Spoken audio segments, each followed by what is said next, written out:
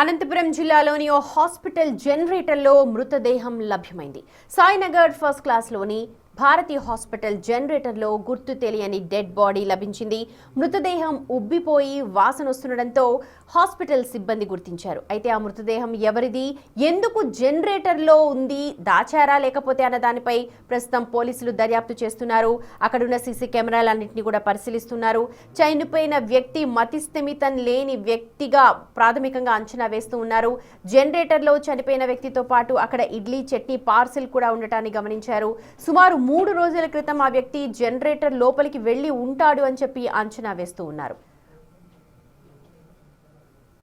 జనరేటర్లో ఒక body ఎక్కిపోయింది sir, చనిపోయి జనరేటర్లో పడి ఉన్నాడు అని మాకు సమాచారం ఇవ్వగానే మేము ఇక్కడ వచ్చి పరిశీలించగా అక్కడ మహీంద్రా కంపెనీ చెందిన జనరేటర్లో అంటే హాస్పిటల్ బయట Sainagar first class Bharathi hospital బయట జనరేటర్లో ఇరుక్కుపోయి బాడీ చనిపోయి డీకంపోజ్ స్టేజ్లో ఉంది. ఆ బాడీ వచ్చేసి ఏజ్ సుమారుగా 50-55 ఉండొచ్చు. Male dead body.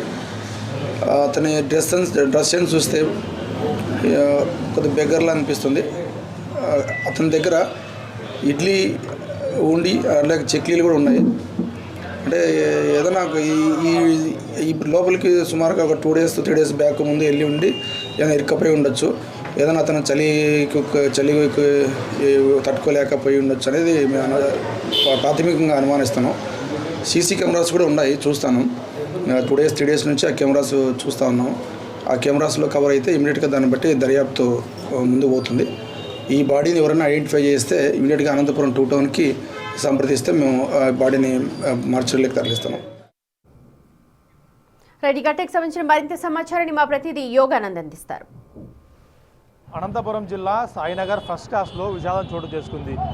Sainagar first క్లాస్లోని ఒక జనరేటర్లో శవం లభ్యం కావడంతో అయితే ఈ జనరేటర్ చూస్తూ ఉన్నాం. ఈ జనరేటర్లో ఒక గుర్తు తెలియని వ్యక్తి శవం లభ్యమైంది. సుమారుగా 3 రోజుల క్రితం ఈ వ్యక్తి చనిపోయి ఉంటాడు అంటూ కూడా పోలీసులు భావిస్తున్నారు. అయితే ఈ జనరేటర్లోకి ఆ వ్యక్తి ఎందుకు వెళ్ళాడు, అసలు ఆ వ్యక్తి ఎవరు అనేది కూడా పోలీసులు దర్యాప్తు చేస్తూ ఉన్నారు. గత 3 days శనివారం ఈ జనరేటర్ ఓపెన్ చేసినప్పుడు ఎవరు లేరు, కానీ తర్వాత ఎలా వచ్చారు ఈ జనరేటర్లోకి, సో దేనికోసం వచ్చాడు అని పోలీసులు కూడా దీన్ని ఆరా తీస్తున్నారు. సీసీ కెమెరాలు కూడా పరిశీలిస్తున్నారు పోలీసులు. అయితే ఈ వ్యక్తి మతిస్థిమితం లేక వచ్చి ఉంటాడు అనేది పోలీసులు అనుమానిస్తున్నారు.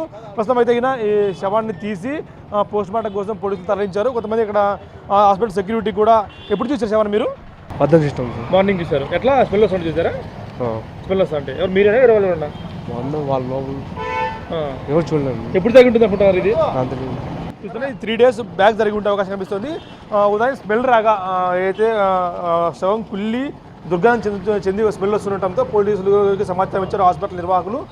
పోలీసులు వచ్చి అయితే పోలీసులు ఇచ్చిన సమాచారం మేరకు ఇక్కడికి వచ్చి వారంతా కూడా ఓపెన్ చేసి చూడగా అప్పటికే వ్యక్తి చనిపోయి ఉన్నాడు. దీంతో పోలీసులు కేసు నమోదు చేసుకొని దర్యాప్తు చేస్తున్నారు. సీసీ కెమెరాల ఫుటేజ్ మొత్తం అన్ని పరిశీలిస్తున్నారు. ఏం జరిగి ఉంటుంది అనేది కూడా ప్రస్తుతం అయితే దర్యాప్తు జరుగుతూ ఉంది. సుమారుగా 3 days బ్యాక్ నుంచి కూడా సీసీ ఫుటేజ్ అన్ని కూడా పరిశీలించి ఏం జరిగి ఉంటుంది అన్న పోలీసులు ఒక అంచనాకు వచ్చే ప్రయత్నం చేస్తున్నారు. సుమారుగా ఎందుకంటే ఈ వ్యక్తి చనిపోయి 3 days అయ్యింది, ఎందుకంటే ఇప్పటికే శవం దుర్గంధం వస్తుంది కాబట్టి 3 days జరిగి ఉంటుంది అంటూ కూడా పోలీసులు చెప్తున్న పరిస్థితి ప్రస్తుతం చూస్తూ ఉన్నాం. సీసీ ఫుటేజ్ని కూడా పరిశీలిస్తున్నారు పోలీసులు కూడా. అయితే ఏం జరిగి ఉంటుందన్న అన్నదానిపై చూసేందుకు కూడా గత 13, 14, 15 తారీఖుల్లోని సీసీ ఫుటేజ్ మొత్తం అంతా కూడా క్షుణ్ణంగా పరిశీలిస్తున్నారు. అయితే ఇప్పటివరకు ఎటువంటి ఆధారం లభించలేదు.